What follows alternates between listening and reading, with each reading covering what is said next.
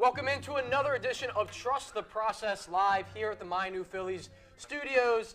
And guys, it's a pretty somber, gut-wrenching Monday after the Eagles dropped their last game to the Dallas Cowboys, 29-23 in overtime. Let's get right into it. E.T., who is to blame for that loss? E.T.'s to blame. I like that. I mean, where would you like me to start? We could go Jim Schwartz. We could go Carson Wentz not putting up any points in the first quarter again.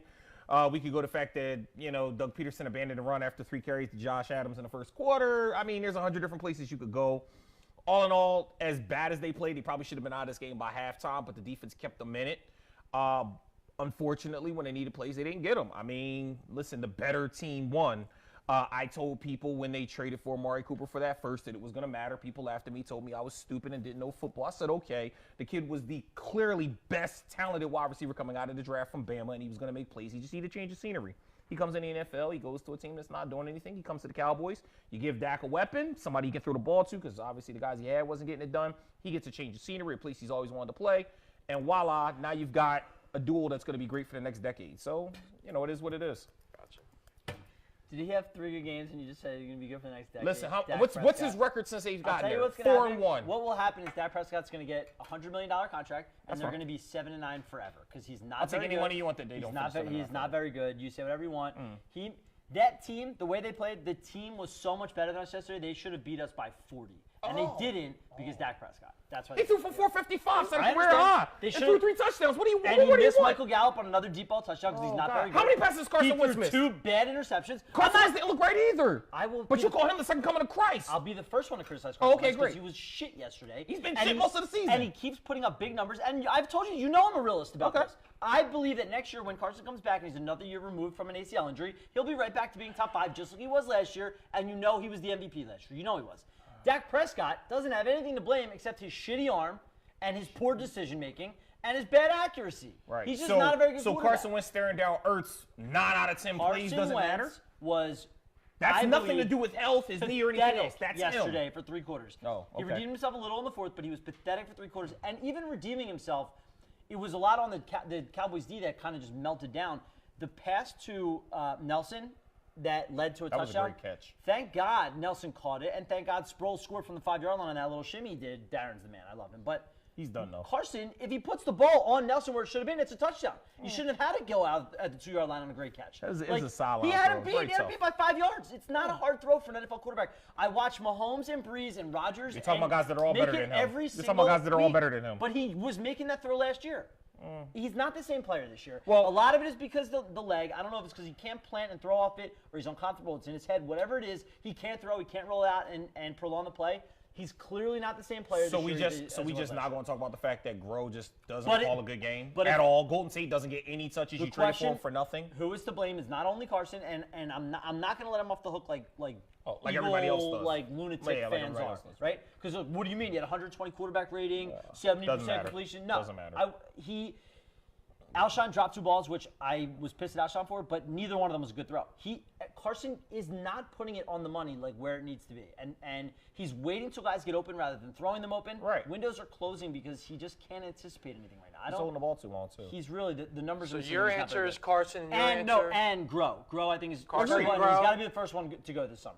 And you say who? I say you can pass it all around. I mean, it starts all over the place. It doesn't matter. Look at all the reasons that they lost. But to your point, I compare these stats from Carson Wentz to, as I've said it before, Bobby Abreu type numbers that look great in efforts that don't equal wins. All right. They don't equal wins. Not last year. No, this year. I'm talking about winning games for us. Oh, correct. But the Moving defense was on, also you playing mentioned better. the Eagles do not look very good right now. The offense was lethargic. Are you still holding out hopes for the playoffs, or are you focused on a draft pick right now? I wouldn't say holding out hopes. I believe that the high likelihood is that we won't, but we are absolutely not out of it. And not because we're a good football team. The Eagles are not a very good football team. They're going to finish 8-8 because they're a mediocre 8-8 team. That's what they are. You are what your record is, and that team is an 8-8 team. 7-0. But the NFC is not very good. If the Seahawks beat the Vikings tonight, the second wildcard team is the Vikings at 6-6-1, and we're 6-7. And the Vikings play at the Dolphins, I believe, right? They play the Lions, and they play another pretty good team, the Bears. And if they lose 2 of those 3, they have 7 wins, right? Eagles don't get to. Carolina has our record, same record as well. We need them to lose 2 of 3. Terrible. If we win out, we're going to get in. The Eagles don't look terrible? If we win out, we're going to get in. If we win 2 of the last 3, we still give ourselves a Oh, chance. so you're going to magically beat the Rams. I guess their whole team's not going to show up. I didn't say we're going to. I said if we win out. So we're not out of it. Listen, if the Giants went out, they beat y'all too. I mean, it doesn't matter. Not because we're good, but because the NFC's bad, and 8-8 very well may get you in the playoffs. And we can finish 8-8. Gotcha. So we can't beat the Texans and Redskins? You tell me we can't beat the Texans and Redskins. You can't beat the Rams. Okay. You cannot beat the Rams. Can we not beat the Texans and Redskins? I don't know if you beat the Texans. It's the NFL. Anybody can win every freaking. You want to know who is unbeatable and undefeated is the referees, and they were out and about in a bad way that last game. Is there ever going to be an end to this? Like they're never held accountable. Will they ever be held accountable? Let's see the non-biased first. So here's the thing. The NFL, whether you want to believe it or not, is about money. It's always been about money. They make money? Oh, a little bit. I mean, the guy who runs it, Roger Goodell, I think he makes $1 or 2 here and there, you know. But no matter what people say, referees, calls influence games. People say they don't matter, but they do. Listen, I'm going to call a spade a spade. That fumble recovery at the beginning of the game was the worst thing I've ever seen. And the explanation made it worse. Like, if they'd have just said it wasn't clear, something, okay, maybe it was non-disputable, even though it clearly was. All right. But to say we didn't know who recovered the ball when an Eagle player handed the referee the ball, I think what you know is we couldn't decide which of the 5 Eagles that were laying on top of it recovered it because there wasn't one Cowboy jersey in sight. I don't have anything for that. I don't have anything. To do that to us on the first play and take that momentum away and a challenge and a timeout, you lose all of that in the first play. Indefensibly, the whole Malcolm comes up and makes a play. I thought, wow, maybe they win this game. I really that did. whole crew should be fired. The NFL won't because they're bitches.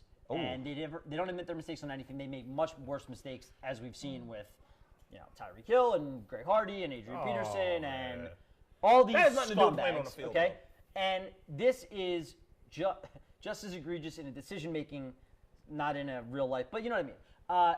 I don't understand how you can watch that video and determine that it's not very clear that not only was it a fumble, which it was, everybody can see that, but that the Eagles came up with it. And then Camus Grugier-Hill is standing with the ball up in the air like this. Right. Yeah. So if it wasn't clear to you, now it really is. For like millions of people to see. And you know what? It was only the worst call I've ever seen until the Dallas Goedert play. Because I didn't see where the PI was. Where was the PI? Like, it literally looked like he just shrugged them down. Not even. He did the Mickey move. He did the Mickey move. And it was within 5 yards. You're allowed to do that. Shimmy don't caught the ball and then ran to the end zone. And he took a hit to the head there. So yeah, no whistle on that either. So like, listen, that ended up not mattering because we scored on the drive anyway. The fumble definitely matters because it set the tone for the game. But either way, as mad as I am at the refs, and they are dog shit, and the whole crew should be fired, and the NFL should apologize to the Eagles. Not like it matters, but they should. We didn't lose because of the refs. We lost because the Dallas Cowboys are a better football team, and if they didn't keep shooting themselves in the foot with horrible penalties and just a couple really bad plays, they might have won that game by 30. They had the ability to blow us out in the first half. Listen, the fact that they put up the 4th most plays in NFL history, time of possession, like nobody does 100 possession plays in a game. Let me just say this about the referees. Crazy. When I'm not doing this, I do replay officiating for Penn. I'm really on the broadcast side. I show the replay officials the angles that they need to see. I understand procedurally how it all works. To have that fumble call not go the Eagles' way was simply a lap. There was someone who was in a position to make that call did not know the rule. Simply did not know it. Knew it and said, I know it. I'm just not going to do it. I'm going to do something else. That guy wanted. Here's the rule. It's not. I mean, it's I don't not know. The line always indisputable. If Camus Grugier runs away with the ball, it's only indisputable and means that he has clear recovery if there are only Eagles on the pile. So maybe he saw, okay, we can't see a clear recovery, but that would not have mattered because it was only Eagles on the pile. Right. So we're not clear which Eagle has it, but one of the Eagles has the ball. Blake, we don't know who who got for the you ball. Next time in Philly. We don't know who got the ball. I don't know. So that guy might get hit with some batteries at a game. Yeah. Moving on though. Now is a word from our sponsor, Project Dad. Project Dad program is looking to work with non-custodial fathers 18 years and older with children under the age of 16 years old. Workshops include responsible parenting, healthy relationships, economic stability, and employer matching to help with finding a job. Project Dad believes it is important to increase the time spent between fathers and their children. Project Dad enjoys working with fathers to help increase their commitment to fatherhood. If you know any non-custodial fathers with children under the age of 16 years old that could benefit from Project Dad, please have them call today. If you know a non-custodial father who could benefit from Project Dad, please have them call 215-235-2340, or you can visit peopleforpeople.org/Project Dad to find out more about that. Moving right on, we're going to move into rapid fire. Share this if you think the referees. Oh, yeah, and share. I mean, I don't know how you could not think that the referees were in the wrong. That's why I figured we get a lot of shares. But, right. But the Patriots versus, here we go. Patriots versus Dolphins. Was it a miracle by the Dolphins, or was it just a really bad blunder by New England? Listen, I'm going to start. Let me go first, because I'm the non-biased. Go ahead. Okay. Yeah. It was a very clear blunder, but also a great look. In order to score a Everything has to go- 75-yard everything has touchdown to at go the end of the game, you need to do something right, which they did. They threw the hook and ladder. They flipped it. They Got it in the hands of their best They made playmaker. the right pitch to Kendrick, and he made the right decision not to immediately throw it across the field and start running. A lot of guys just get it and just throw it and try to what create more happened was lanes. all the Patriots thought he was going to throw it again, and they just stood there. Yeah. No, and this credit to Jake on this one because I couldn't remember the number. Number 27, whoever the hell that is in the Patriots, was literally standing there just watching. J.C. Jackson. Watching all this happen. But it's a blunder because it's impossible for Ryan Tannehill to throw the ball 80 yards. He cannot throw it that far. He's not Mahomes, and Mahomes is the only player in the league that can throw that far. And for Belichick to not understand that Gronk can't be on the field because it's not going to be a Hail Mary, it's clearly going to be a hook and ladder, and to rush 4 when you could have rushed 3 and sat everybody back. And not only that, but you got your best secondary player on the bench for Gronk. It was inexcusable for the guy who's very clearly the best NFL coach of all time to make those mistakes at the end. It was It arrogance. still shouldn't have happened. It was arrogance. It still shouldn't have happened. It's Miami. You We're gonna beat gave them. them the Doesn't matter opportunity who's to out there. make that play become a miracle, and it did. And if the Dolphins make the playoffs because of that, that play will go down as one of those, one of those Stanford Cal type plays. Listen, I'm going to say this. We are good consistently, perennially for handing the Patriots a loss. You say what you want.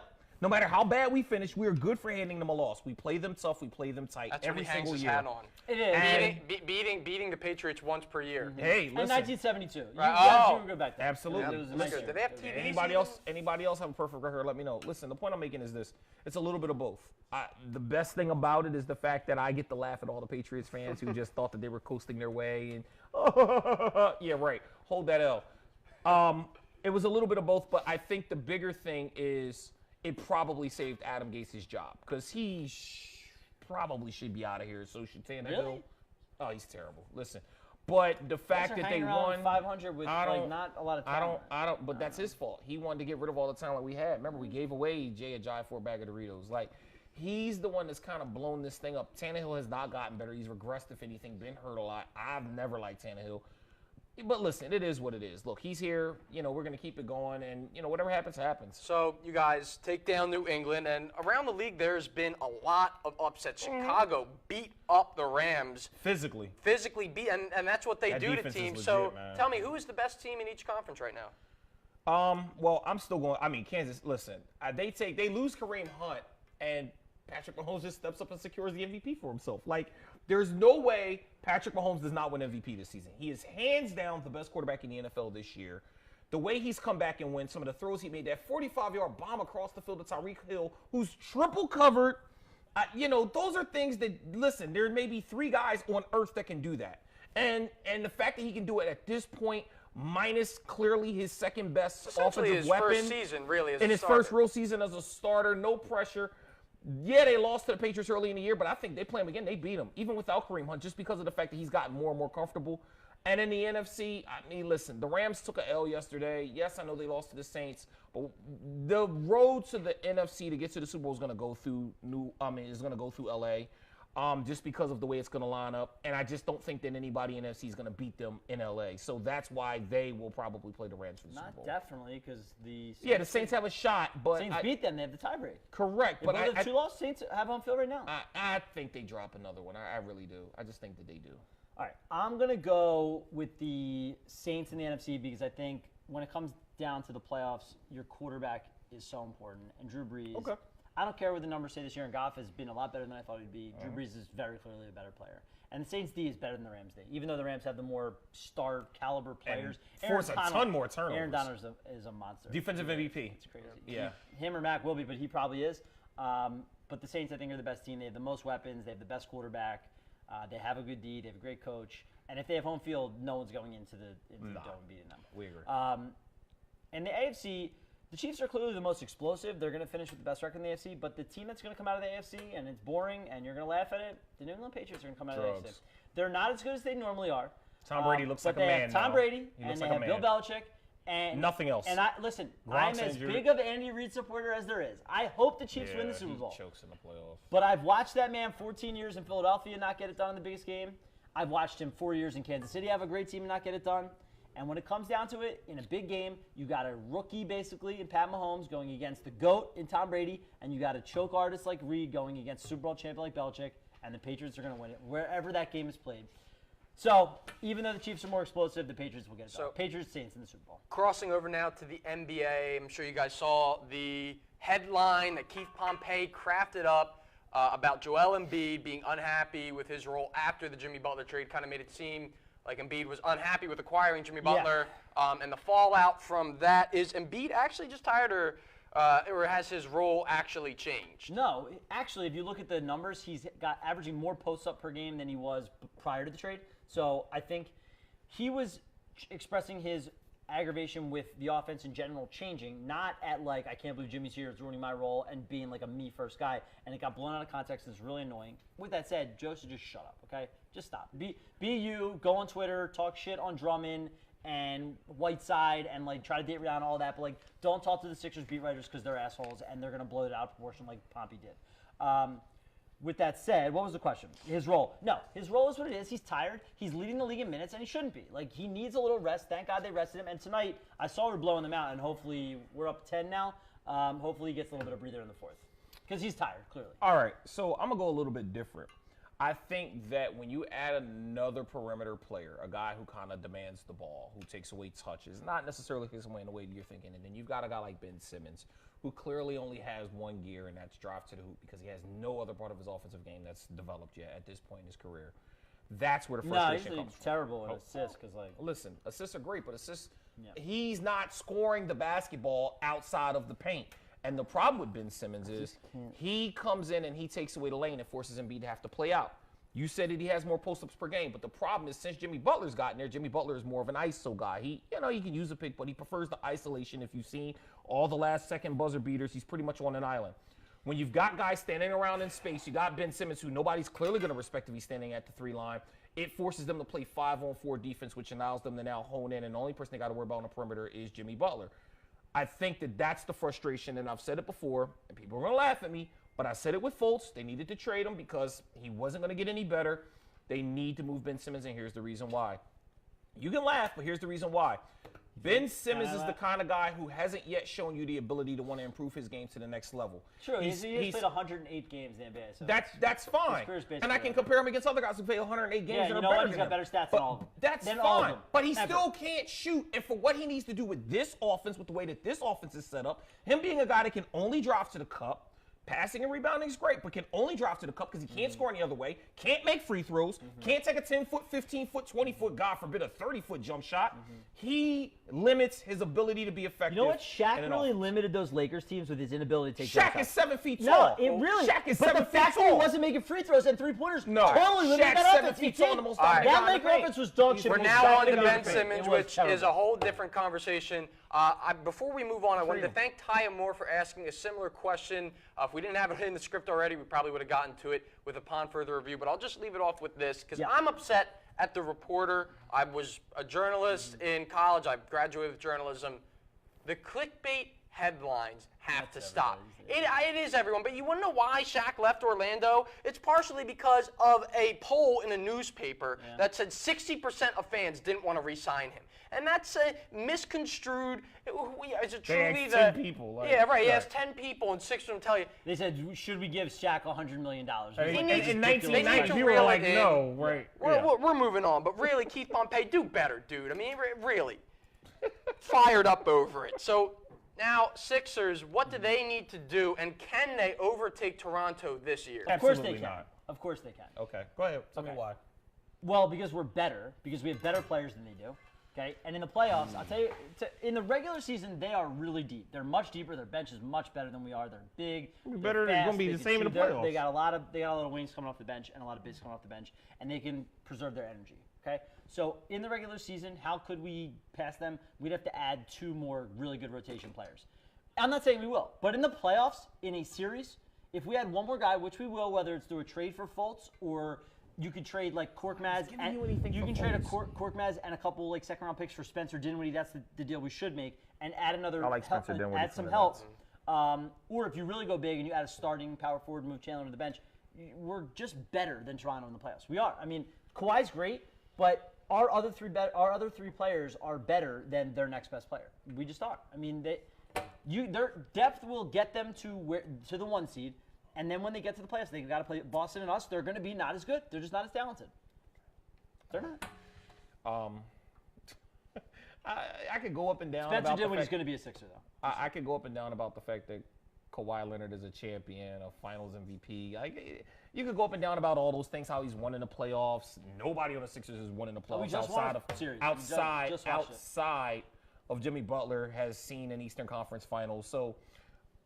We could go up and down about those things, but the point of the matter is that the Toronto Raptors will be better because the way they run their offense, they utilize their guys to the best of their ability. They put Valanciunas on the bench because they realized they needed to go smaller. Serge Ibaka played big with Pascal Siakam, and they've been able to run up and down the floor similar to a Golden State-style offense where guys can space the floor. That's what the NBA is at this point. Kyle Lowry has 15 points in the last 4 games total. That's fine, but Kyle Lowry was also leading the NBA in assists at one point. To be fair. Right. And in the last 4 games, he has 15 points total. He's averaging 8 assists and 3 turnovers. Personally, I don't. And the He's last nowhere 4 games near the player Ben Simmons is. Not even close. 4 games and they've played almost 40. He's not even close to Ben. Joe is this much behind Kawhi, and Jimmy Butler dominates anyone else they have. So we're better. He's not going to guard Kawhi. All right, moving on into college sports now. Kyler Murray took home the Heisman this past week. As he should have. And he also was drafted 9th by the Athletics to go into the MLB. The question is, which one should he choose, football or baseball? If he doesn't want to have CTE in 20 years, play baseball. It's a longer career. The contracts are guaranteed.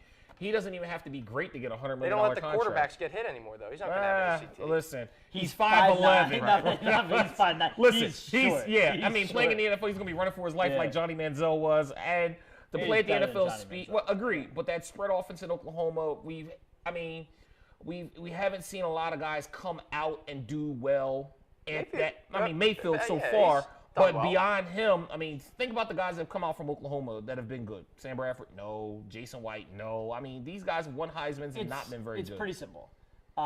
Nobody that's ever played baseball has CTE, and a lot of guys that played football have CTE, A, and B. But they make a lot more money to do less. Patrick Corbin is like the 20th best pitcher in baseball-ish, and he just got $140 million. And no NFL quarterbacks get $140 million. None. So it's pretty Play easy. 16 games, gets hit, takes a body beating. Chill out, chew your sunflower seeds, pitch once every 5 days, you'll be all right. Only baseball players with CTE are Dion and Bo. There you go. Only candidates. Exactly. So there you go. So I can't even pretend to disagree with you on that one. If he went to the NFL, he'd be insane, just like Charlie And he's not even Ward going to be a first would have overall been insane pick. to go to the NFL and say the Knicks. He wouldn't even be a first overall pick. That's the crazy part. So we're going to now. It's now time. Real quick.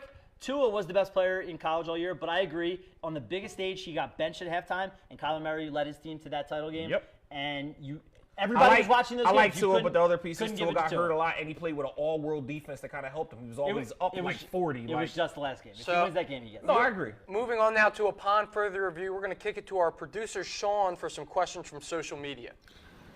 Thanks, Jake. And viewer Braden Hanna writes in a great question today. He wants to know, who is the bigger Washington bust? Is it Markelle Fultz or Sidney Jones?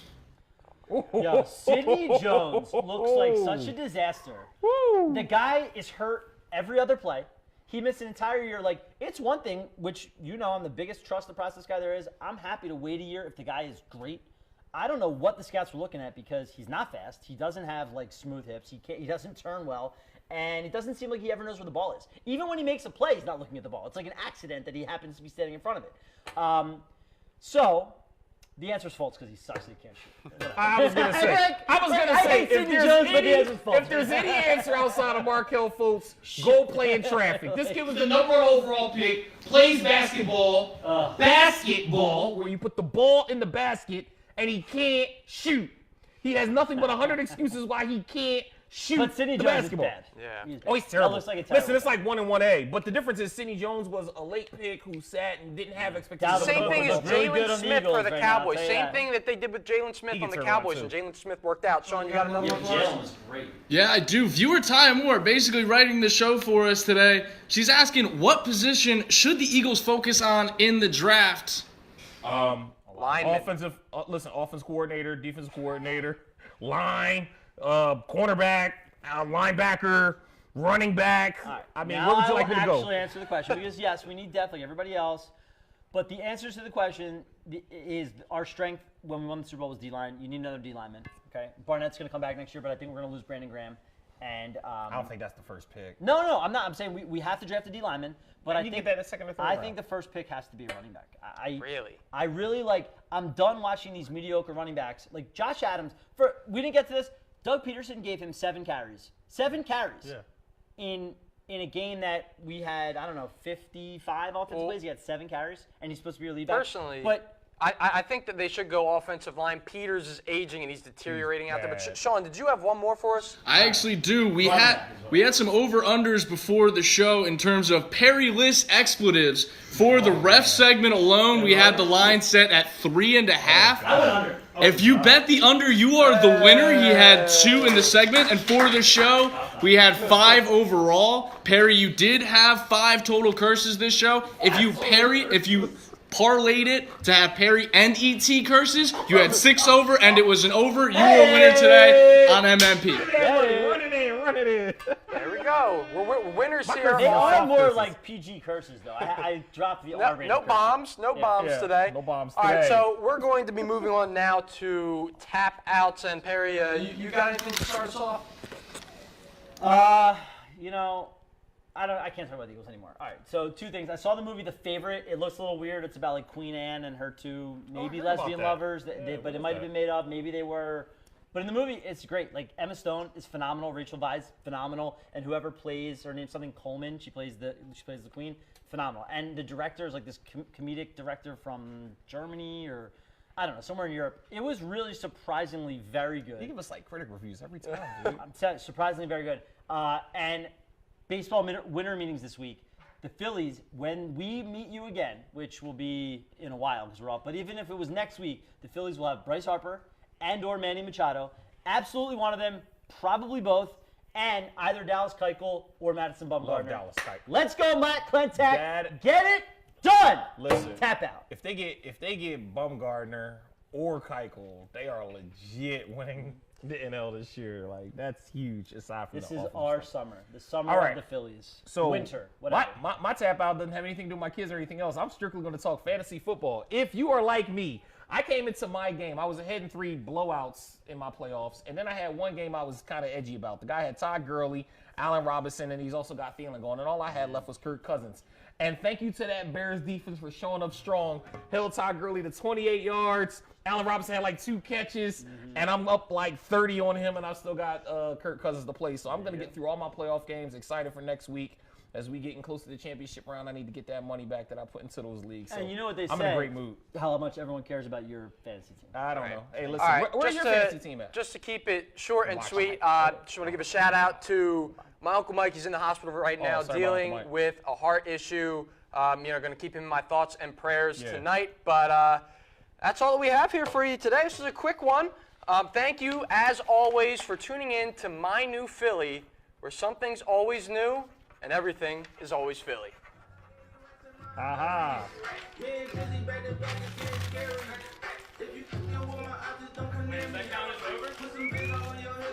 That's why I did it.